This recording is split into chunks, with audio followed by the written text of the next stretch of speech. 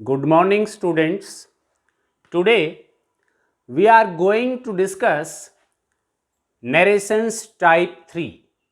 Narrations type 3 means when the reporting verb is in past tense and reported speech has either a universal truth, general truth, or a proverb or a historical fact. There may be a scientific fact, a mathematical fact, or anything else which is assumed to be a fact or true always. In this way, how do we change them from direct speech to indirect speech? First of all, let us take some examples. He said, here reporting verb is in past tense and coma inverted commas के अंदर जो हमारी reported speech लिखी हुई है इस ये है God is everywhere means this is a universal truth. God is everywhere means भगवान हर जगह विद्यमान है.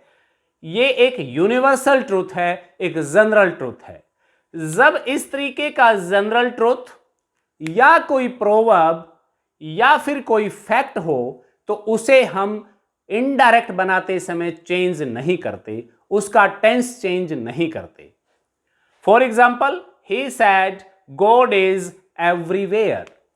ही सैड कोमा को रिमूव करेंगे, इन्वर्टेड कोमाज को रिमूव करेंगे, कंजंक्शन के रूप में दैट का यूज करेंगे.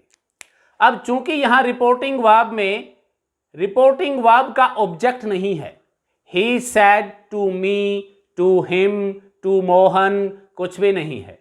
जब रिपोर्टिंग वर्ब का ऑब्जेक्ट नहीं होता तो हम उसे सैड को टोल्ड में चेंज नहीं करते, सैड को सैड ही रहने देते हैं और दैट कंजंक्शन लगा देते हैं दोनों क्लॉजेज को ज्वाइन करने के लिए. He said that God is everywhere, केवल इन्वर्टेड कोमाज को रिमूव कर देंगे और फुल स्टॉप यहां लगा देंगे क्योंकि यूनिवर्सल ट्रूथ को हम टेंस चेंज नहीं करते. Second example, the teacher said to the students India got freedom in 1947. Reporting verb is in past tense, sad to, and here is the object of the reporting verb clause. Subject the teacher, verb and object. In this case, we shall change this sad to into told. But there is a historical fact in the clause of reported speech. India got freedom in 1947. This is a historical fact and this is true. This is a fact. That's why we shall not change the tense of this historical fact while changing into indirect speech. For example, the teacher told the students that India got freedom in 1947.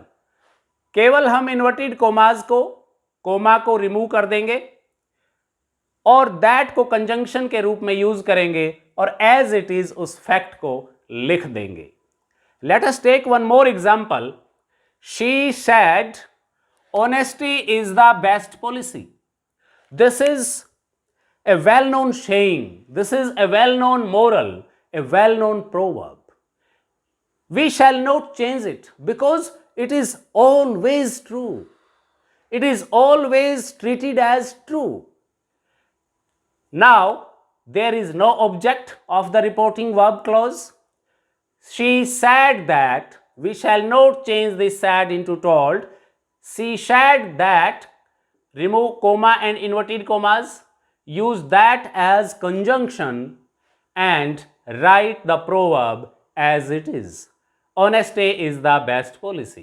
In this way, if there is a universal truth, a proverb or any fact, either it is a scientific fact or it is a historical fact or a mathematical fact, we shall never change them.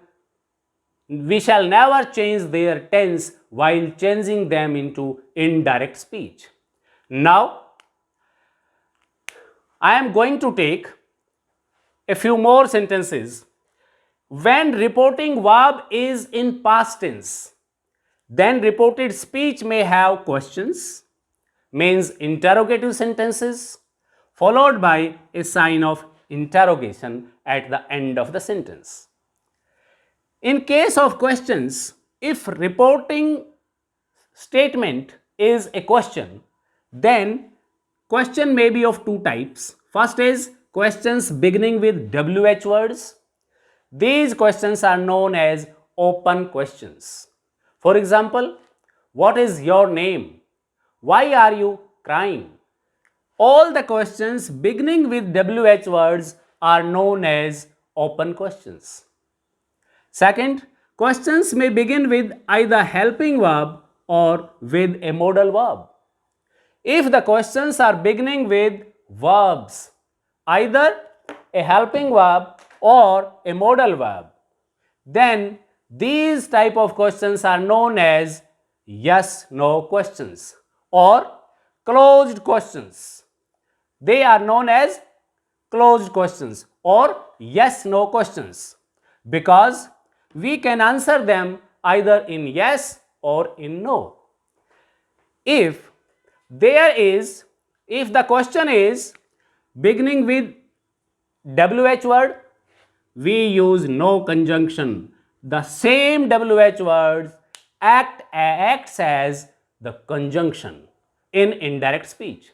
But when the question beginning with a verb, then we use conjunction either if or whether. In this way, we can use two conjunctions, one of them if or whether. Now next is a reported speech part or quoted part may have imperatives, means imperative sentences. They may have commands or orders. They may have requests. They may have advice. If they have command, request or advice, we change them into indirect speech in a different way. We shall discuss these in details later. Now, there may be an exclamatory sentence in the quoted part of direct speech. Now, and this indicates or expresses either an exclamation or a wish, followed by a sign of exclamation. These may be three types of sentences in the quoted part of direct speech. We can change them into indirect speech in different ways. We shall discuss one by one. First of all, we are going to discuss how to change interrogatives when the quoted part has or contains questions or interrogative sentences. Now, we are going to change type 4 sentences from direct speech to indirect speech. Type 4, in which the reporting questions are given, means questions beginning with WH words or questions beginning with either helping verbs or modal verbs. दो प्रकार के question हो सकते हैं जो हम पहले discuss कर भी चुके हैं. अब how shall we change them into indirect speech? Follow these rules. First, if reported speech part of direct speech contains a question, then said to is changed into either asked or inquired depending upon the sense of the question. Either asked or inquired. Number 2, remove comma and inverted commas as we do in all other types. Third is change tense accordingly, pronouns and adverbs as we have discussed regarding the rules of change, and at last change into assertive sentence means the given question is changed into an assertive sentence in indirect speech. Means this question mark is replaced with full stop. इसको change करने का मतलब क्या है? बच्चे अक्सर इसी में गलती करते हैं. A question has a helping verb before the subject, but an assertive sentence has subject before the helping verb, means a helping verb after the subject. While changing into indirect speech, always follow this rule: a place helping verb after the subject, which was before the subject in the interrogative sentence. In this way, by following these rules, we can change the questions into indirect speech. Let us take some examples and learn how to change questions into indirect speech. First example is, I said to him, who are you?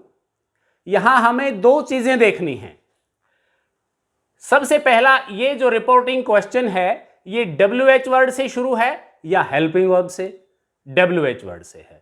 अगर ये WH word से है तो conjunction, कोई भी word हम conjunction use नहीं करेंगे, जैसा हम डिस्कस कर चुके हैं. यही खुद हु जो वर्ड है, यही वर्ड कंजंक्शन का काम करेगा to join these two sentences. Second, said to को हम आस्क्ड में चेंज करेंगे, कोमा एंड इन्वर्टेड कोमास को रिमूव करेंगे और इस इंटरोगेटिव सेंटेंस को असर्टिव में चेंज कर देंगे. Let us see. I said to को आस्क्ड में चेंज करें, I asked him. No conjunction is used here. The word WH word itself acts as a conjunction who. Now there is you, second person pronoun. It will change according to the object of reporting verb clause. Change you according to him, it will change into subjective case he. Now tense is who are you. Use of is, am, are. Is, am, are changed into was, were. Now who, he, was. Here are was used for you. Now use was because he is the singular subject. I asked him who he was. Now the helping verb is after the subject, so put a full stop at the end of the sentence. Second example, he said to him, why did you beat him? Again the question begins with a WH word, means no conjunction will be used, and the tense is did you beat. Did plus subject plus V1, simple past tense. Why did you beat him? Now change. This is inquired, not asked. Now this said to we changed into inquired of. Always use preposition of after inquired. He inquired of him, not inquired him. He inquired of him. Why? Again the WH word acts as a conjunction. Why? Now you will be changed according to object, means him. It will change into he. Now how do we change a simple past tense? A simple past tense is changed into past perfect tense, means had plus V3. Why? He had beaten him. Him is the third person pronoun and third person pronouns are not changed. He inquired of him why he had beaten him. Next is why are you crying? She asked me. यहां पर इस direct speech में जो reporting verb close है वो बाद में दिया हुआ है. कई बार एग्जाम में इस तरीके से पूछ लिया जाता है, डोंट बी कंफ्यूज्ड. कुछ नहीं है ये। इस रिपोर्ट इनडायरेक्ट स्पीच बनाते समय हम यहां से रिपोर्टिंग वर्ब के क्लोज को यहां ले जाएंगे।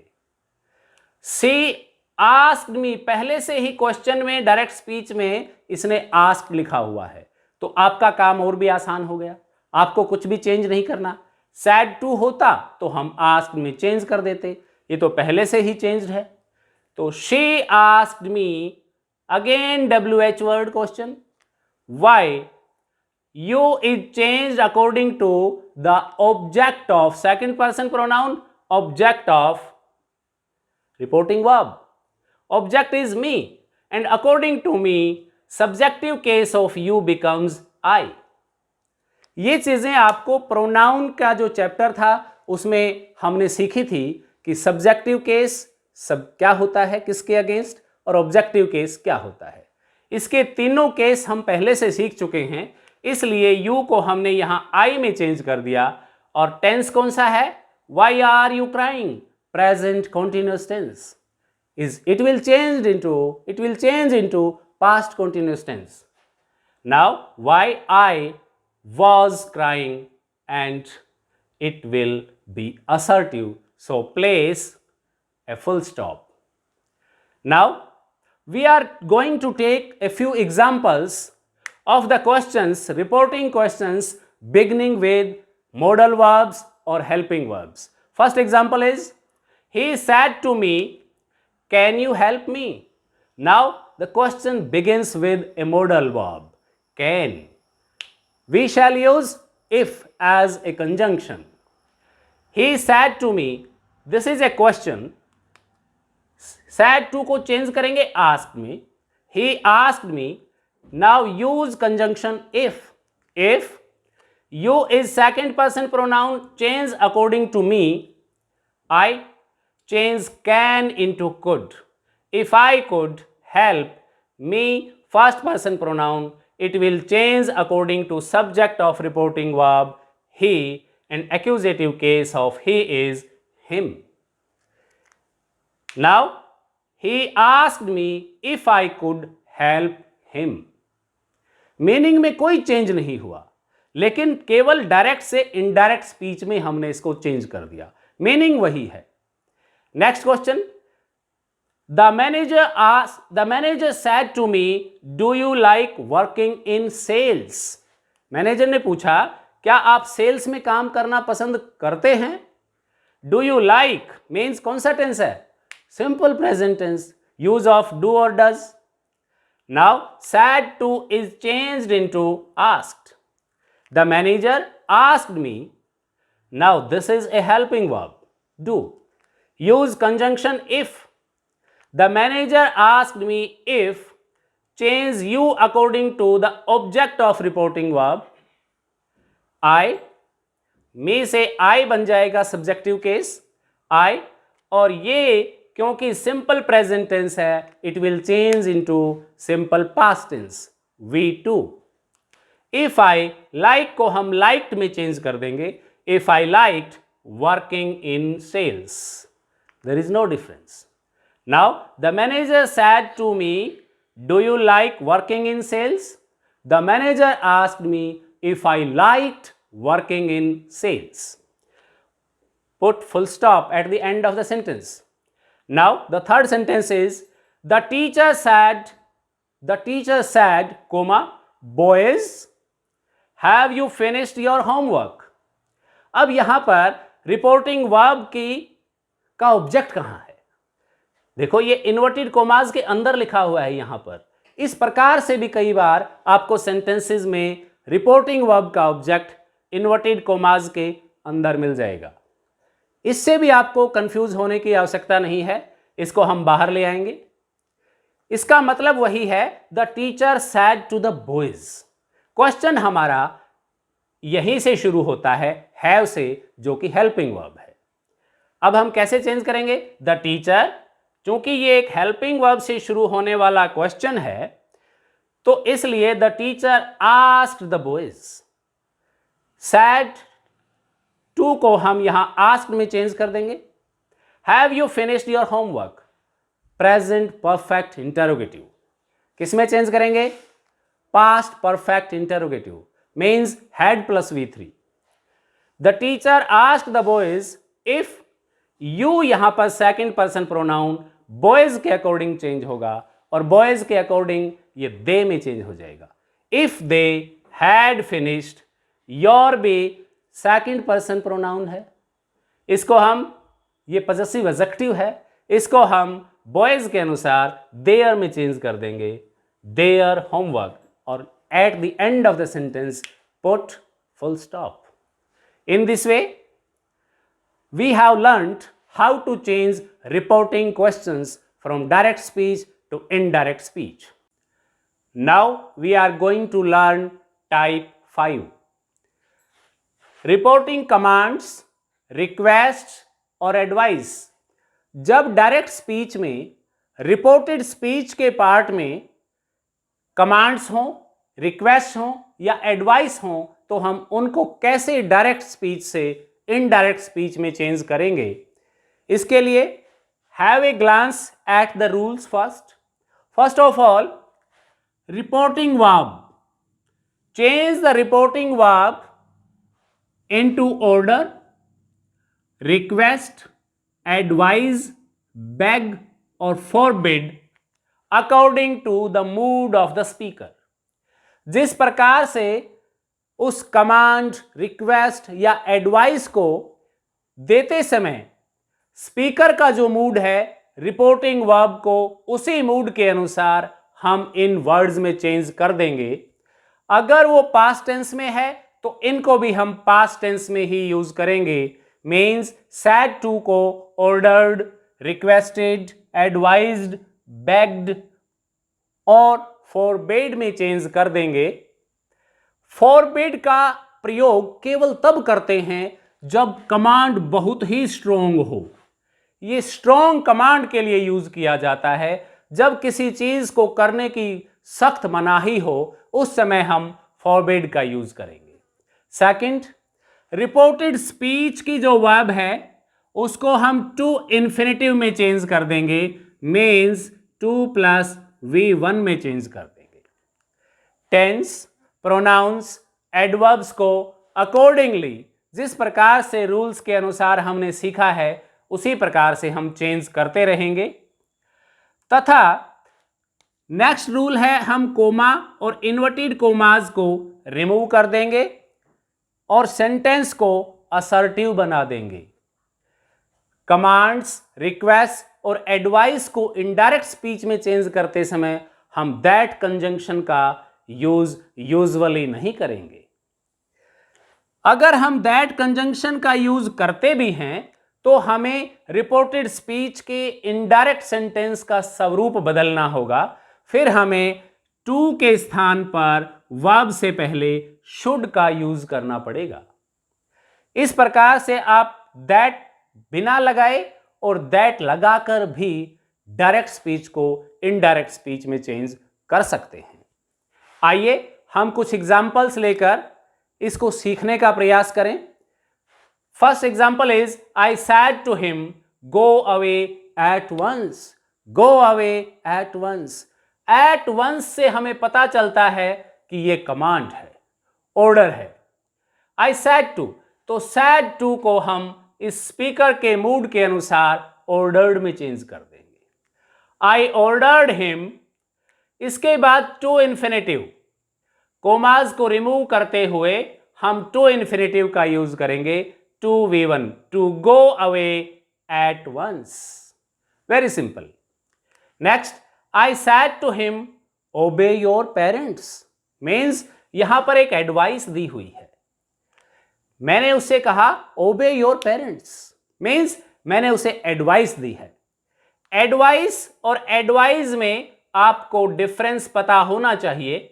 एडवाइस यहां पर नाउन है, सलाह, और एडवाइज सी और एस का डिफरेंस है. एडवाइज एक वर्ब है, ये नाउन है, ये वर्ब है.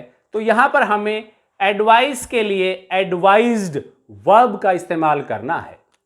I advised him. Said to को हमने एडवाइज में चेंज किया. ओबे को टू इन्फिनेटिव में, to obey. Your second person pronoun है, इसको हम इसके ऑब्जेक्ट के अनुसार चेंज कर देंगे और ये बन जाएगा possessive adjective his parents. I advised him to obey his parents. Next is, अगर हम इसे दैट लगाकर इनडायरेक्ट में चेंज करना चाहते हैं तो भी कर सकते हैं, लेकिन उसके लिए हमें टू के स्थान पर शुड लगाना होगा। For example, I told him that, और इसको हम यहां पर ये प्रोनाउन ही यूज करेंगे, he should obey his parents, to make it clear that who should obey his parents, he should obey his parents। ये his इस he के लिए ही लगा है, इसके लिए हम इस he को एज ए सब्जेक्ट यहां यूज करेंगे और should लगा देंगे। Next sentence is, the doctor said to the patient, you shall never take alcohol, you shall never take alcohol। यहां सेकेंड पर्सन प्रोनाउन यू के साथ शैल का यूज है। इट मीन्स स्ट्रॉन्ग कमांड है। कोई ऐसा पेशेंट है जिसको अल्कोहल से बहुत ज्यादा नुकसान हुआ है, वो जो बीमार है वो अल्कोहल की वजह से है, एक्सेसिव अल्कोहल की वजह से है, तो डॉक्टर उसे सख्त हिदायत देता है या उसे मनाही करता है। इसके लिए इस स्ट्रॉन्ग कमांड के लिए हम फॉरबेड का यूज करेंगे। सैड टू को यहां पर हम फॉरबेड में चेंज कर देंगे। The doctor forbade the patient to take alcohol, you shall never take alcohol. देखिए कितना लंबा सेंटेंस है, इसको हमने कैसे चेंज कर दिया। अब यहां एक सवाल यह है कि हमने यहां पर नोट तो नहीं लिखा जबकि यहां नेवर था।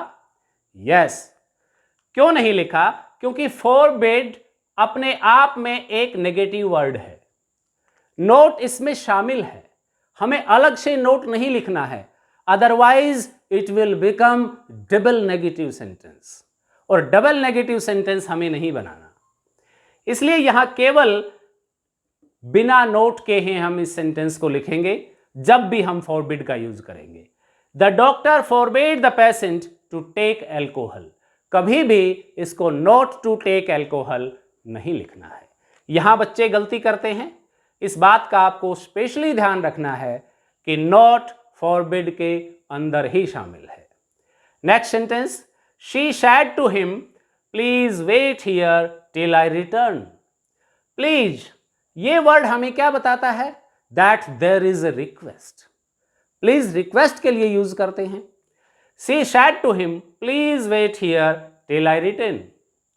She requested him, said to को हम रिक्वेस्टेड में चेंज कर देंगे क्योंकि रिपोर्टेड स्पीच प्लीज से स्टार्ट है।